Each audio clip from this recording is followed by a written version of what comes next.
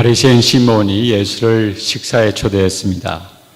점잖는 손님들이 좌정을 하고 서로 담소를 나누면서 파티의 분위기는 점점 무르익어 갔습니다. 이때 갑자기 초대받지 않는 한 사람이 파티에 불쑥 나타났습니다. 이 초대받지 않은 여인은 뭇 사람들의 당황한 시선을 아랑곳하지도 아니하고 예수님이 계신 곳으로 나아갔습니다.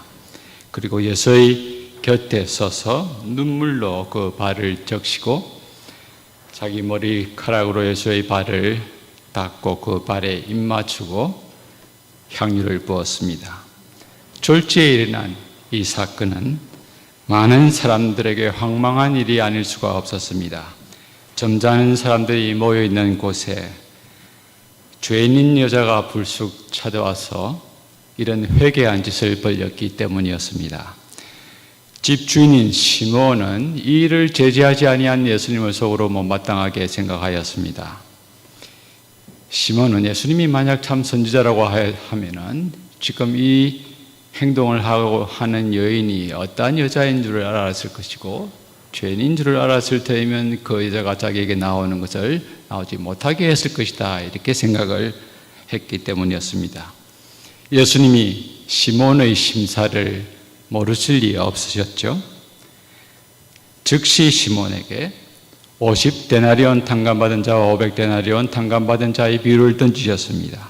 그리고 탕감받은 자 중에서 누가 더 탕감해준 자를 사랑하겠느냐라고 물으셨습니다.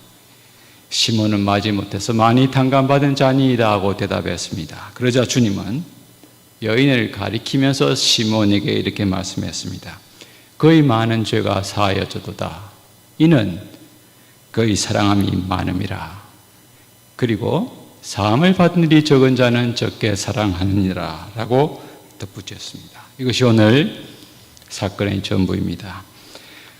저는 근래에 이 부분을 읽어 나가다가 본문의 47절 말씀에 탁 부딪힌 적이 있었습니다. 그의 많은 죄가 사하여졌도다.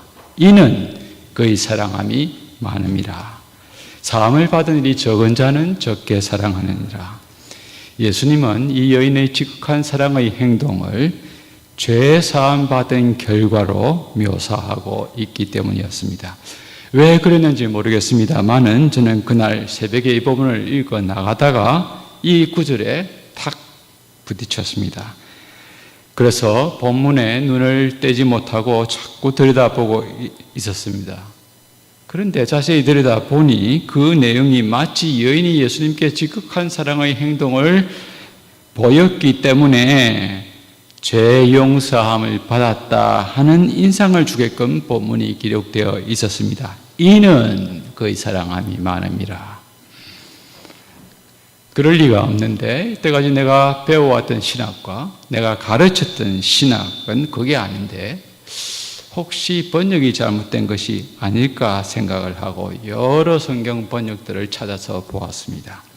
그런데 대부분의 영어 성경 번역본들은 우리 한글 성경과 비슷하게 번역을 해 두었습니다. 일본에 갔을 때는 일본, 몽골에 가서는 몽골, 이번에 또 브라질에 들러서는 포르투갈어, 파라과이에 들어서는 스페인어, 가는 곳곳마다 이 본문을 찾아서 보았습니다. 다 우리 한글식으로 이렇게 번역을 해놓고 있었습니다. 그렇게 번역한 것은 이는에 해당하는 원어인 헬라어 접속사 호티라는 접속사 때문이었습니다. 대부분의 번역본들은 호티라는 헬라어 접속사를 원인절을 이끄는 접속사로 번역하고 있었기 때문이었습니다. 영어로 말하자면 because, for 이런 뜻이죠. 우리 한글 성경도 이는, 즉 이 이유는 이라고 원어에 맞게 용법에 맞게 번역했기 때문입니다. 그런데 호티라는 이 헬라어 접속사는 드물게는 결과를 이끄는 용도로 쓰이기도 했습니다. 아주 드물지만요.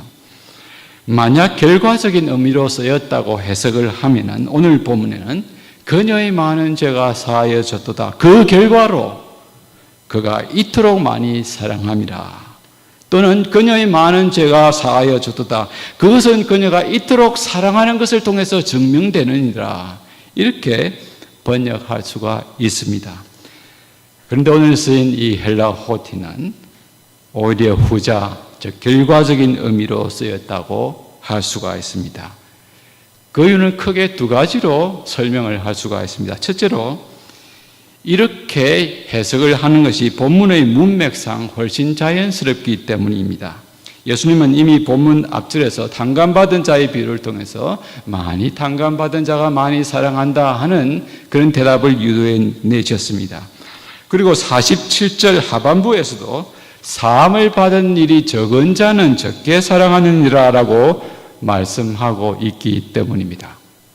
둘째로 이렇게 결과적인 의미로 해석을 하는 것이 신약 성경 전체의 가르침과도 훨씬 잘 조화를 이루기 때문입니다.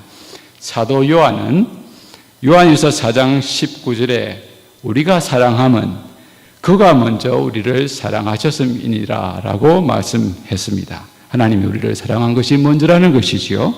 사도 바울도 에베소서 4장 32절에 에베소 교인들에게 하나님이 그리스도 예수 안에서 너희를 용서함 같이 하라. 서로 친절하며 불쌍히 여기며 서로 용서하기를 하나님이 그리스도 안에서 너희를 용서함 같이 하라. 그렇게 권면했습니다.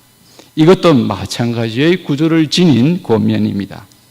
이처럼 요한과 바울은 성도가 형제를 사랑하고 용서하게 되는 것은 하나님으로부터 먼저 사랑을 받고 용서함을 받은 결과라고 그렇게 말씀합니다. 요한과 바울이 예수님의 제자요 사도라고 생각을 한다면 그들의 공고는 예수님의 가르침을 잘 반영하고 있는 것이라고 생각할 수가 있습니다. 이렇게 본다고 하면은 오늘 이 본문에서 예수님이 말씀하고 계시는 것은 이 여인이 죄 사함 받은 은혜가 너무나 컸기 때문에 예수님께 찾아와서 이렇게 극진한 사랑을 표현하고 있다 하는 말씀입니다. 우리는 이 여인이 언제 어디서 어떻게 죄 용서함을 받았는지는 알 수가 없습니다. 성경이 모든 것을 다 기록해 놓고 있지는 않기 때문입니다. 그러나 하나 분명한 것은 여인은 이미 주님을 만나서 죄 사함의 은혜를 받았다 하는 것입니다. 그 결과로 감사와 감격에 넘쳐 있다가 주님이 이 동네에 찾아온다는 소식을 듣고 주께 나와 이렇게 극진한 사랑의 행동을 표현했다는 것입니다. 그렇다면 바리새인 시몬은요? 시몬은 예수님을 식사에 초대하였지만 예수님께 발 씻을 물조차 떠다드리지 않았습니다. 그러면 시몬은 죄사함 받은 적이 없다는 말일까요? 아니면 받았지만 극히 미미하게 받았을 뿐이라는 의미일까요? 종교 지도자인데요. 은혜의 점 없이도 종교 지도자로서 살아갈 수 있다는 말일까요? 저는 곧 이런 질문을 하게 되었습니다. 새벽에 흔히 성경을 읽고 화이어 타임을 하게 되면 이렇게 자기에게로 한번 돌아보게 되지요. 그런데 이렇게 질문을 하고 보니 이내 그럴 수도 있겠구나 하는 생각에 이르게 되었습니다.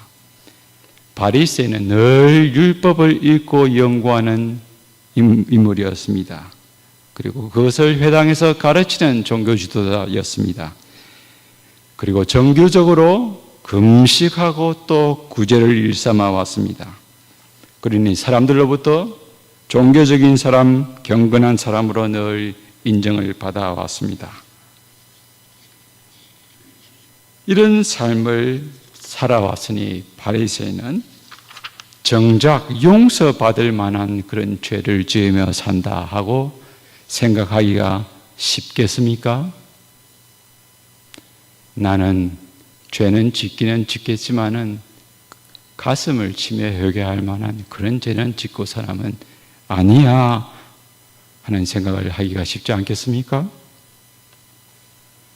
시몬을 생각해 보니 갑자기 저 자신이 섬뜩해졌습니다. 나는 어떠한가? 시몬과 흡사하지 않은가 하는 생각 때문이었습니다. 저 자신을 생각해 보니 실제로 시몬과 흡사한 점이 너무나 많았습니다. 어릴 때부터 믿음의 부모님 슬하에서 자랐습니다. 초, 중, 고등학교 시절 교회를 떠나본 적이 없습니다. 어릴 때부터 목사가 되고 싶었습니다.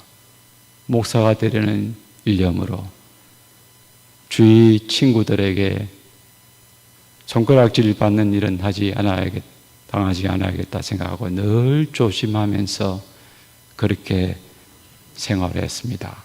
대학 시절도 마찬가지였습니다. 대학 시절에 후배들이 저한테 이런 말을 했습니다. 형님한테는 쭉 찾아가서 편하게 대화를 나누기가 참 힘들어요. 형님은 너무나 경건하기 때문에 그냥 쑥 사리문을 열고 들어가서 형님 막걸리 한 잔 주세요 라고 말할 수 있는 그런 분위기가 안 돼요. 저는 그게 큰 목회자가 되기 전에 큰 자격지심이 되었습니다. 그만큼 주위의 후배들과 친구들에게 저는 경건한 학생으로, 선배로, 동료로 그렇게 인정을 받았습니다. 신학교를 갔습니다. 새벽마다 규칙적으로 엎드려서 기도했습니다. 목사가 되었습니다. 목사가 되었으니 말씀을 가르치고 묵상하는 일을 그야말로 일 삼아 직업 삼아 왔습니다. 게다가 기독교 윤리학 교수가 되었습니다. 윤리적으로 주위 사람에게 비난받는 삶은 살아서는 안 되겠다 싶어서 늘 조심하며 살아왔습니다. 그래서 솔직히 말씀드리자면 내 정도면 악한 사람은 아니야 하는 생각이 저에게 있습니다. 더 솔직히 말씀드리자고 하면은 내 정도면 괜찮은 사람이지 하나님이 내가 어떻게 살아왔는지 아시잖아.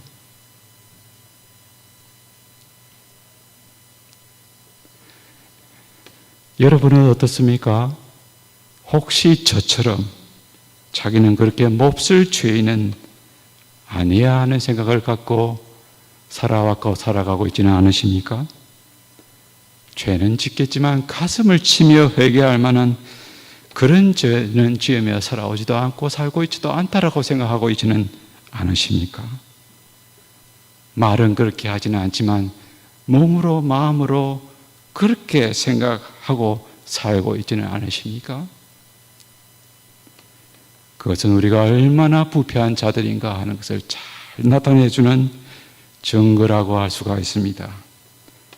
일찍이 종교개혁자 칼빈은 죄로 타락한 인간은 스스로 어렵다고 생각하는 경향을 갖고 산다고 했습니다. 그 이유는 두 가지인데, 첫째는 본성상 교만하여 자기를 어렵다고 스스로 기만하며 살기 때문이고, 둘째로는 이 세상의 도덕과 기준이 오염되어 있는데 그 기준에 자꾸 자기 행동을 들여다보고 비추어 보면서 자기 행동이 나쁘지 않으면 이내 괜찮은 것, 도덕적인 것으로 판단하며 살아간다 하는 것이죠.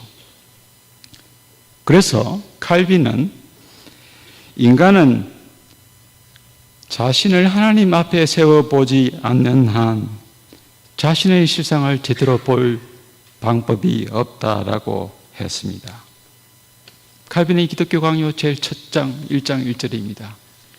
하나님에 대한 지식이 있어야만 인간에 대한 지식을 갖게 된다 하는 겁니다.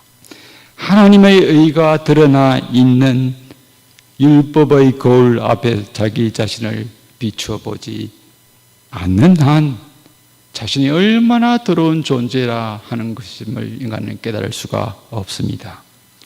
바리새인은 자기 자신을 주위의 기준에 비추어 보고 판단하는 전형적인 인물이었습니다. 주위 사람들과 비교해 보면 자기는 어려운 사람이었습니다. 속이고 음란하고 악을 행하는 사람과는 달리 경건하고 기도에 힘쓰고 구제하고 금식하는 그런 사람이었습니다. 혹시 오늘 우리들도 이 바리새인처럼 살아가고 있고 또 스스로를 그렇게 생각하고 있지는 않습니까?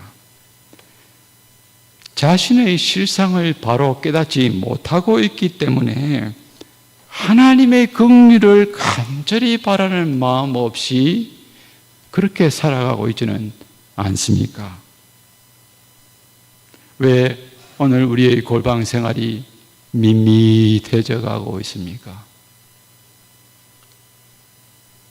왜 우리의 신앙생활에 간절함이 없고 주님의 긍휼과 은혜와 긍휼을 사모하는 마음 없이 그냥 그렇게 살아가고 있습니까? 혹시 우리가 우리 자신의 피폐한 모습을 제대로 보지 못하고 깨닫지 못하고 있기 때문이 아닐까요? 적당히 어려운 바리새인처럼 사는 것은 우리 자신에게 큰 불행이 아닐 수가 없습니다. 이런 사람은 정말 주의 긍휼을 바라보며 주께 가까이 나아가며 간구하며 살아갈 수 없기 때문입니다. 이런 사람보다는 오히려 형편없는 불량자가 하나님의 은혜를 훨씬 더 받을 각한 위치에서 살아가고 있는 사람이라고 할 수가 있습니다. 왜요? 자기 자신에 대한 소망이 없기 때문이죠.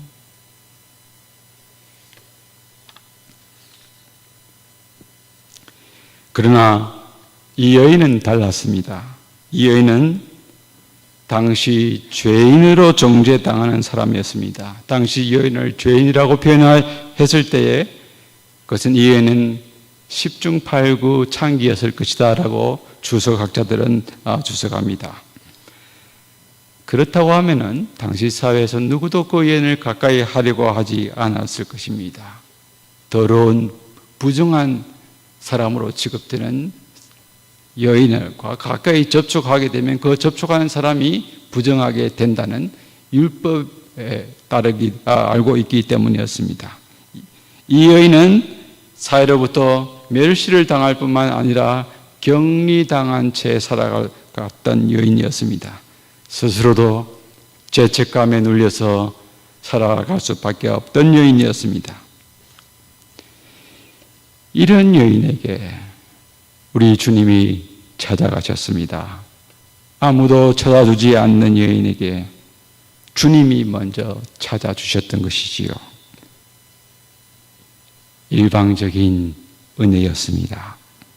먼저 여인을 찾아가시고 그 여인을 부르시고 성령으로 마음을 부드럽게 하셔서 중생하게 하시고 회개하게 하시고 예수를 주님으로 영접하게 하셨습니다. 구원의 은혜를 베풀어 주신 것이지요.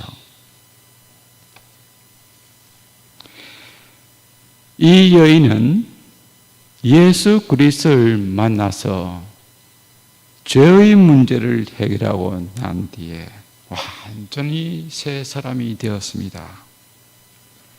이때까지 알지 못하는 은혜의 세계를 맛보고 체험하게 되었습니다.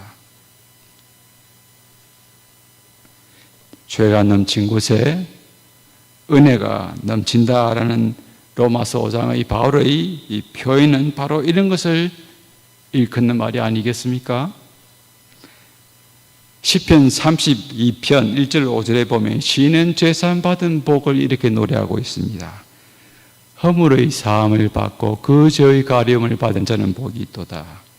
내가 이르기를 내 허물을 주께 자복하리라 하고 주께 내 죄를 아뢰고 내 죄악을 숨기지 아니하였더니 곧 주께서 내 죄의 악을 사하셨나이다.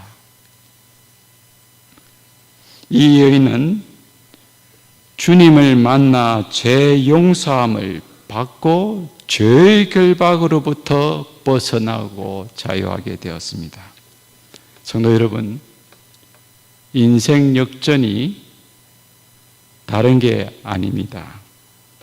수십 대 1의 경쟁률을 가진 신도시의 아파트에 당첨되는 것이 인생 역전이 아닙니다. 그리스도 밖에 살던 사람이 주의 은혜를 받아서 그리스도 안에 들어와 살게 되는 것. 이것이 바로 인생 역전입니다. 이 여인은 주님을 만나 구원의 은혜를 체험하게 되었습니다.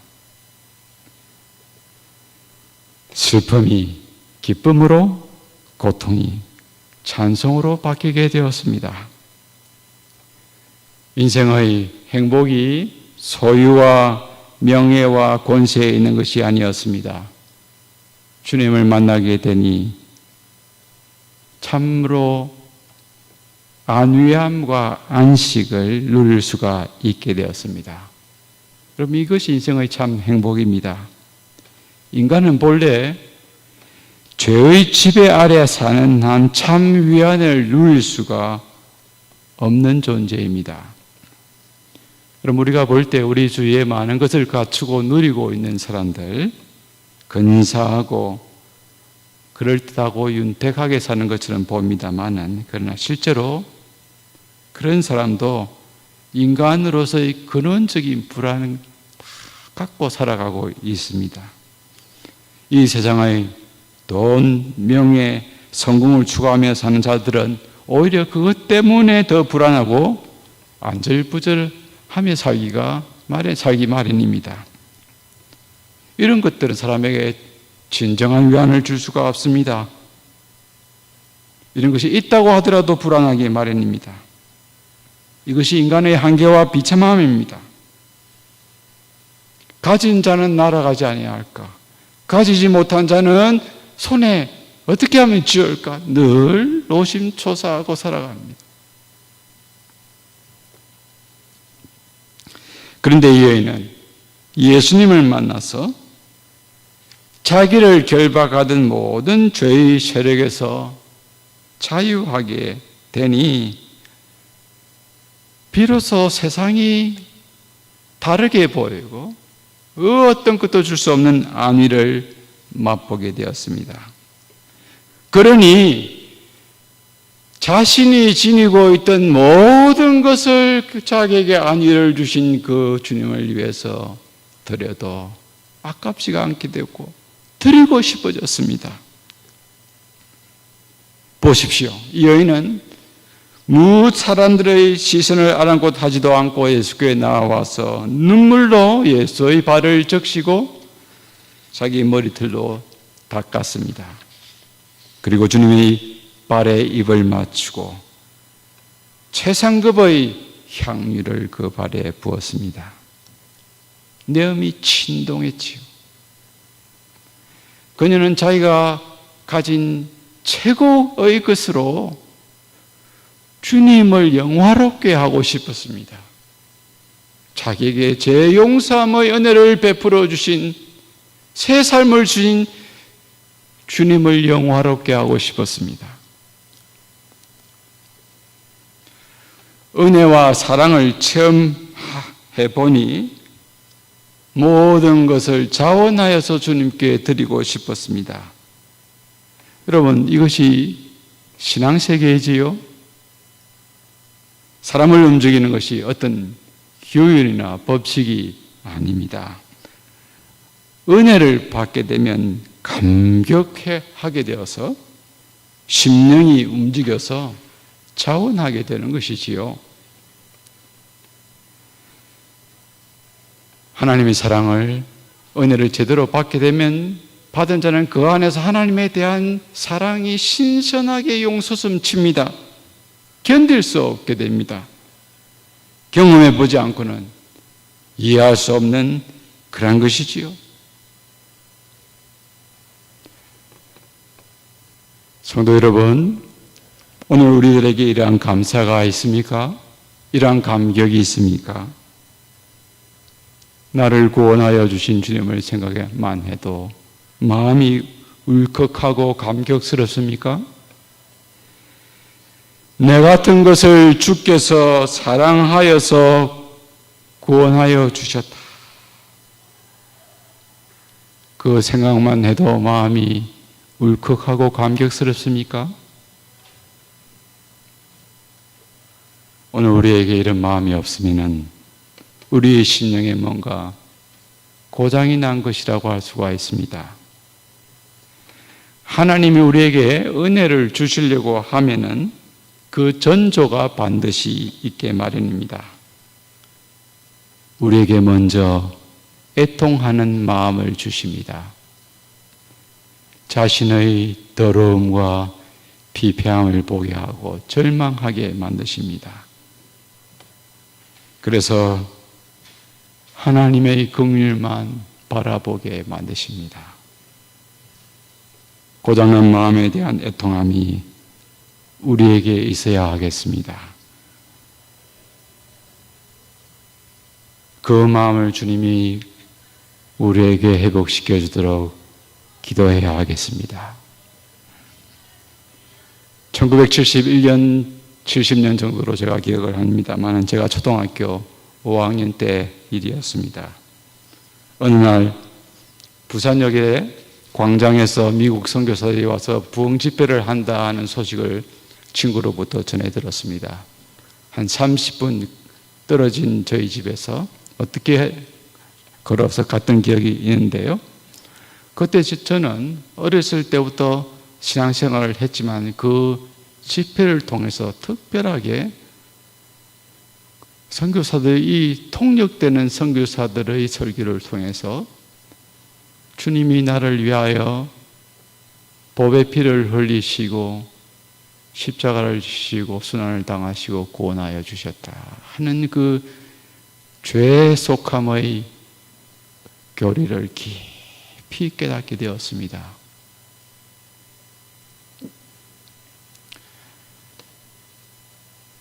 (3일) 동안 그 집회를 다니면서 그 집회 통해서 집회 가운데서 많이 불렀고 새롭게 배웠던 찬송이 있었습니다. 오늘 우리가 불렀던 찬송인데요.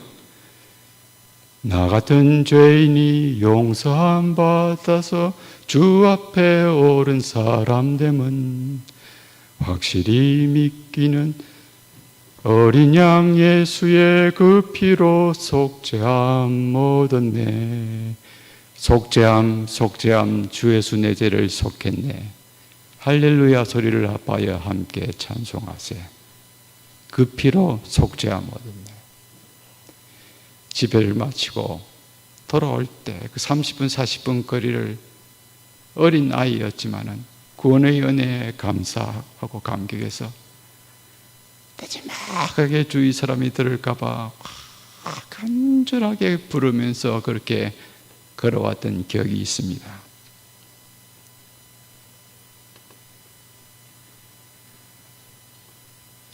죄 사함의 은혜를 깨닫게 되면은 어린아이라도 감격하게 됩니다. 인생의 황혼기에 접어든 노인들이라 하더라도 이 죄 사함의 은혜를 깊이 깨닫게 되면은 감격하여서 마지막 남은 짧은 생을 더 주님을 위해서 살고자 하는 마음이 솟아나게 됩니다. 죄 사함 받은 감격이 넘치게 되면은 자신이 모든 것을 주께 자원하여 드리고 싶어집니다. 죄 사함. 저는 이번에 안식년을 맞아서 이제 마지막 안식 기간을 바쁘면서 남미에 저희 제자들이 사역하는 선교지에 가서 격려도 하고 강의도 하고 와야겠다 생각하고 4월 11일 날 떠나서 브라질과 파라과이에서 강의를 하고 지난 금요일 날 이곳에 왔습니다. 제가 브라질에서 신학교에 목회자들 강의를 하고 또 현지인 교회에서 한번 설교를 했는데요. 그때 제 동년배 목사가 40년 전에 브라질에 이민을 와서 지금 목사가 돼서 개척하는데요. 식사를 하다가 여러 사람과 함께 분위기가 무르익으면서 이런 고백을 했습니다. 40년 동안 한 번도 고백하지 않았는데 고백한다. 그러면서 당시에 75년 전만 하더라도 한국의 사람들이 파라과이에 이민을 많이 갈 때는 합법적으로 영주권을 받고 갔는데 75년 전후부터는 거의 불법으로 이민을 많이 갔습니다. 브라질은 좀 까다로우니 파라과이를 다들 거쳐서 쉽게 농업이분으로 받아가지고 너무 열악하니까 파라과이에서 대부분 교포들이 브라질로 다 넘어갔습니다. 또 브라질을 거쳐서 미국으로 카나다로 넘어왔는데요. 그런데 브라질에 가서 불법으로 다들 있는 것이죠. 그런데 첫 번째 사면이 83년도에 이루어졌습니다. 3년도. 그런데 이 목사님은 고등학교 1학년 때 가가지고 이 불법 상태에 있는 것이 견딜 수가 없어서 거짓으로 어떻게 방법으로 일본 사람들이 먼저 와가지고 다 정착을 해둔 상태였기 때문에 일본은 지금 150만 명이 되는데 브로커한테 이렇게 해가지고 일본 국적을 얻었습니다. 이름도 개명을 하고. 그런데 83년에 사면령이 내어져서 다 신청하게 되었는데 불법으로 있던 사람이 이 목사님은 더 곤란하게 된 것입니다. 차라리 불법으로 재료를 있으면 같이 다 가가지고 사면을 받게 되는데 이분은 절망 가운데서 어떻게 해야 될까 하다가 내가 추방을 당하더라도 그땐 대학생이었는데 가야겠다 싶어서 갔더니 그 판관들과 관리들이 모든 자료를 다 갖고 있더랍니다. 모든 자료를 다 갖고 있어. 너 언제 왔지? 언제 어떻게 했지? 이렇게 바꿨지? 이렇게 어느 호텔에서 이렇게 누구 만나서 뭐 했지? 모든 기록을 다 갖고 있습니다. 그러면서 그때 오늘 내가 여기 왔으니 너에게 모든 것 다 없애준다. 너는 이제부터 이 서류와 이 번호를 가지고 이 신분으로 영주권자로 살아라. 그 목사님 그때 앞에 네 하다가 끝에 그렇게 사면을 받으니 그 목사님이 그 끝나고 난 뒤에 바로 교회로 뛰어가서 울었다고 했습니다. 울면서 기도하면서 주님을 위해서 살겠습니다라는 말보다도 내가 브라질을 위해서 살겠습니다. 이렇게 나를 사면하여 주니 브라질을 위해서 살겠다. 그럼 그 심정을 이해를 하시겠죠?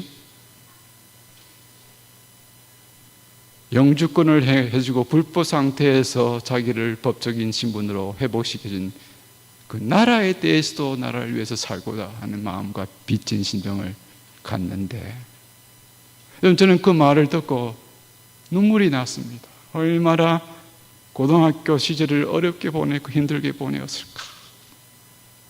그리고 그 사면을 받았을 때 그 심정. 그래서 그 목사님께 그랬습니다. 식사를 하면서 목사님 정말 감사합니다.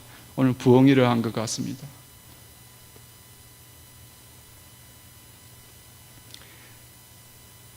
우리같이 더러운 것 아무런 공로 없는 우리를 주님이 일방적으로 사랑하여 주시고 죄 없다고 칭하시고 하나님의 자녀로 삼아 주셨습니다.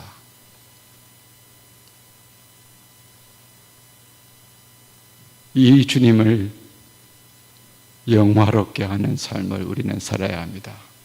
그러므로 이제는 너희는 너희 몸은 값주어 사신 것이 되었으니 너희 몸으로 하나님께 영광을 돌리라. 바울이 그렇게 권고했지요. 우리는 우리의 것이 아닙니다. redeemed입니다. redeem, 돈을 주고 산 겁니다. 주님이. 우리의 주인은 주님입니다. 구원하여 주신 주님. 내가 무슨 자격이 있습니까? 이 주님, 주의 영광을 위해서 앞으로 더 살아야겠다. 주를 영화롭게 하는 삶을 살아야겠다. 이 여인처럼 모든 내가 가진 것 부족하다 하더라도 나의 베스트를 주님을 위해서 좀 드려야겠습니다. 여러분, 좀 더 젊을 때, 좀 더 여러분이 베스트일 때에, 나이가 들어서가 아니라 주님의 영광을 위해서 그렇게 헌신하면서 살아가게 되는 그런 성도들이 되시기를 바랍니다. 오늘 이 창립 주년을 맞아서 감사하며 예배드리는 예담교회 성도 여러분, 이 교회가 이 여인과 같은 성도들, 여인이 뿌리는 붓는 향유 더 나서 주의 영광을 드러내고 죄 사함의 은혜를 같이 나누고 선포하는 그런 교회를 만들어가는, 또 다짐하게 되는 복된 그런 창립주일이 되기를 바랍니다. 우리의 삶에서 속죄함의 은혜를 더 찬송하고 노래하면서 여인과 같이 감격하면서 주의 영광을 드러내며 살아가는 우리 모두들이 되도록 그렇게 노력하고 살아가십시다. 기도하십시다.